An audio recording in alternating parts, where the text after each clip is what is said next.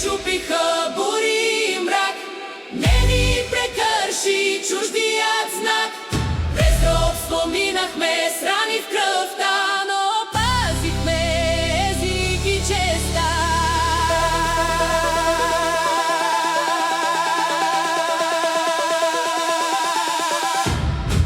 Ние сме България, огън и сила, държава, която не се е преклонила. Минали бури, войни и тъга, но пак сме изправени с дигната глава. Ние сме България, корен и чест, преживели мрака, запазили вест.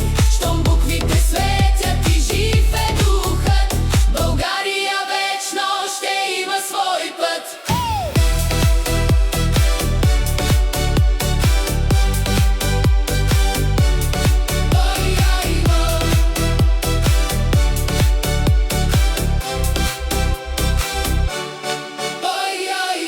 Двама братя запалиха пламък велик, оставиха слово, оставиха вик.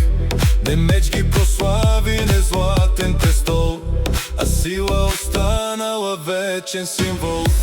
От нашите букви тръгна светлина, прелетя граници и времена. Един народ даде на целия свят, Език, който днес още носи печат. Ние сме България, огън и сила, държава, която не се е преклонила. Минали бури, войни и тъга, но пак сме изправени с дигната глава. ние сме България, корен и чест, преживели мрака, запазили вест. Щом буквите светят и жив е духът, България вечно ще има свой път.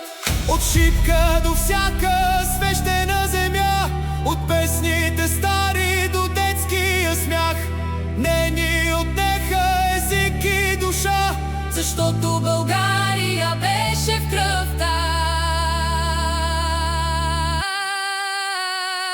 И сме България, гордост и пламък, народ преминал през огън и мрак. 5 века робство не спряха гласа, не свалиха вярата, нито честа.